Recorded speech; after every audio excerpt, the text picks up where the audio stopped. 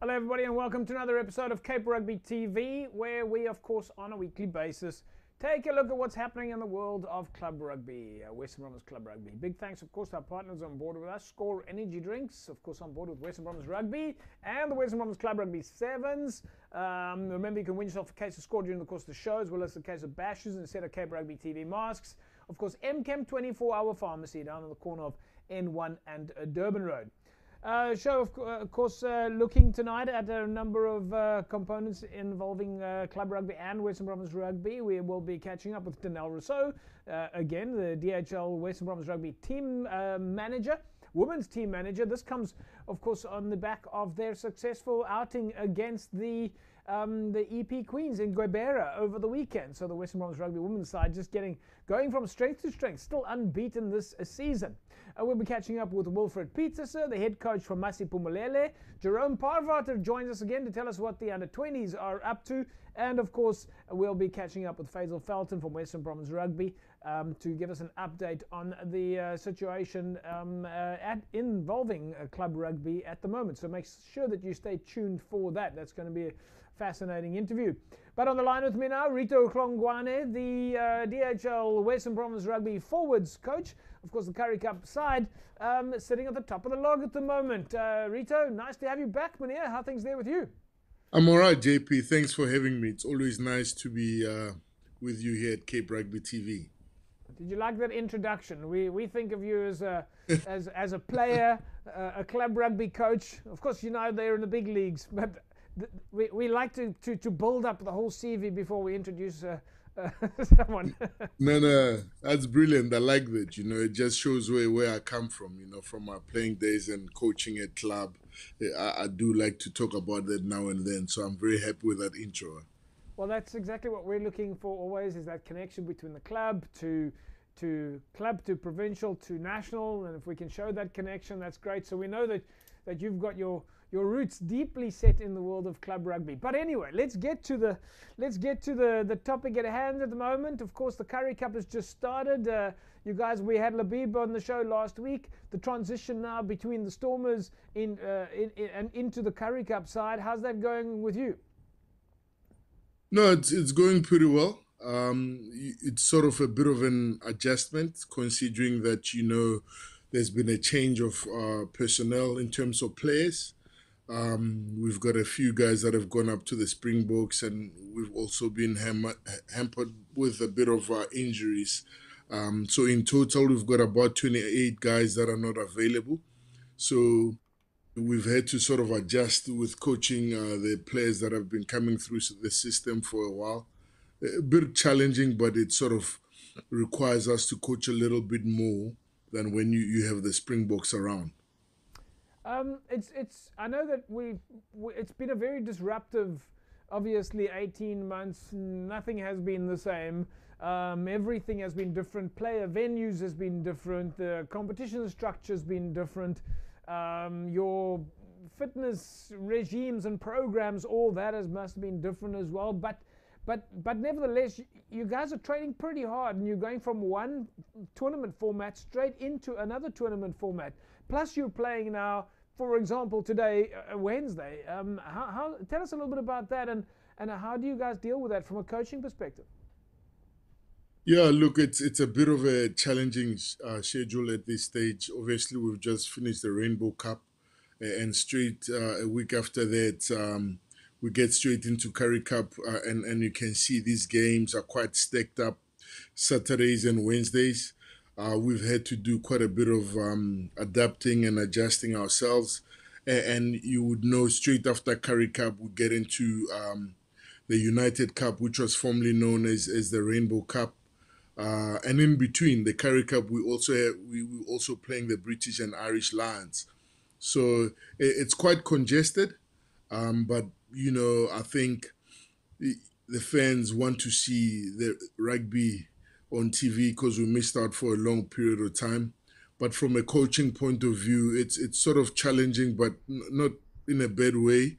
We consistently have to adjust and plan adequately to handle these demands that will be on us in the next couple of months. And it also sort of not forces us, but encourages us to build depth in terms of players.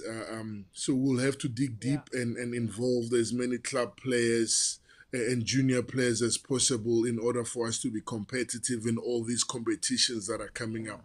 We're not in a position where we can expect, the same 23 to come out every weekend.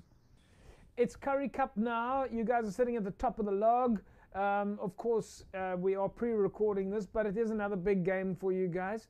Are you guys happy with the performance at the moment of where you're standing? I mean, obviously on the top of the log. Yeah, look, in terms of log position, we're happy with it. No team will ever say they're not happy with being on top. But in terms of performance, there's a lot of work that we need to do. There's a few areas that would really, really love to improve.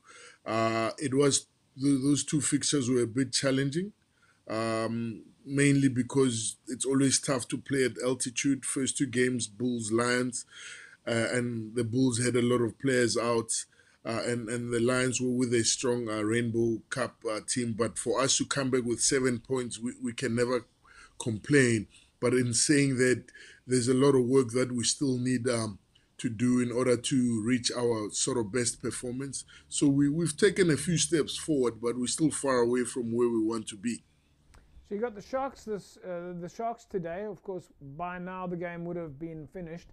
What do you make of the teams, the other teams in the Currie Cup? Are people balance? Are the teams balancing out? Are we seeing strong contenders on the cards that might be big challenges?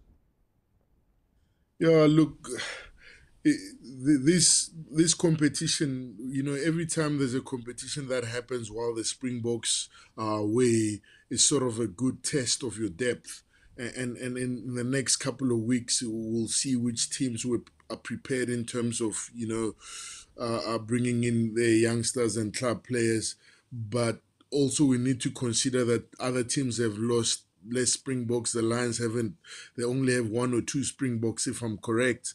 The Bulls have more. We've got probably the most. So there will be teams that will be slightly stronger. And the small unions are your Griquas, Cheetahs, who've been training together for long periods of time, and Pumas are usually quite strong in the Currie Cup because they always pretty much keep the same core group of Yeah. players. They don't usually have Springbok, so there will be a big challenge Yeah. going forward. So I think Yeah. it'll be a tough. There won't be any easy games. Rita, then just a last question. I was privileged enough to join in one of your seminars where you were doing a high performance coaching course for the club coaches. And it was fascinating to watch the detail that you guys go into, the video detail, the viewing of the so on. I'm sure some of that information is a trade secret, but great. Do you see that that information that you were doing is something that now should be passed into the club space? Have you got more plans for that type of activity? It certainly does look like it's real high performance stuff. Yeah, look, I mean, that stuff is quite important, JP. I mean, a couple of years ago, I was a club coach, and I said in a few seminars where back then Med Proudfoot was doing the same thing, and the amount of learning that happened for me personally was, tremendous. And it's something that I think Jerome's done well to sort of implement. And I think it should happen more than sort of once, more than once every quarter, for example. Because I mean, what happened after I did that presentation, there was a lot of club coaches that reached out to Yeah. sort of get more information, and I'm very open to that. And I spoke to Jerome about it. We should have a situation where this could almost happen once a month, mainly because now everything is visual. So Yeah, yeah, uh, yeah. it It takes just away goes. that little It was just some thinking from my thoughts around it is that you played for Western Province Rugby, you played for a number of the other unions, and then you came into the club coaching space. So you had the luxury of having experienced the high-performance environment, the experience of coaching, at least playing under coaches at that level, and being then exposed to things like video technology and the various aspects of high-performance coaching. And it is something that not all coaches have, club coaches have been exposed to. So the information that you were sharing on the day, I think, is something that is particularly valuable for coaches who maybe did not play firsthand at the level that you were at.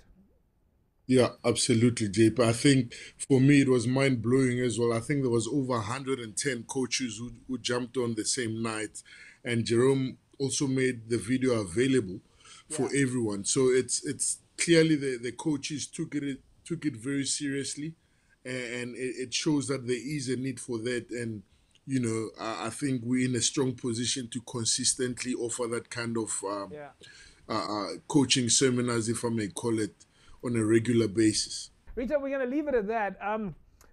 Thanks very much for chatting with us, and we'll of course say to you guys, stay safe out there. I know it's pre-record today, so good luck against the Sharks, and we'll hopefully again catch up soon. And yeah, we're just again saying good luck and stay safe. Cool. Thanks a lot, JP. Thanks to everyone that's viewing. Thanks for all the support, and yeah, stay safe, everyone. There we go, folks. DHL Western Province Rugby forwards coach, Rito Hlungwani. Great to chat with Rito. Comes through the ranks and sharing that knowledge that he's got there in the high performance space with the coach. So we're looking forward to when the more of those coaching courses are coming about, or at least those webinars. And of course, we can say today basically. Good luck to Western Province today as they take on the Sharks. By now we'll of course know the result. We'll take an ad break. When we come back from the break, we're going to catch up with Nell Rousseau from the DHL Western Province Rugby women's side, and then shortly after that we'll catch up with Jerome Parvater. He'll tell us more about the under-21s. Back in a sec.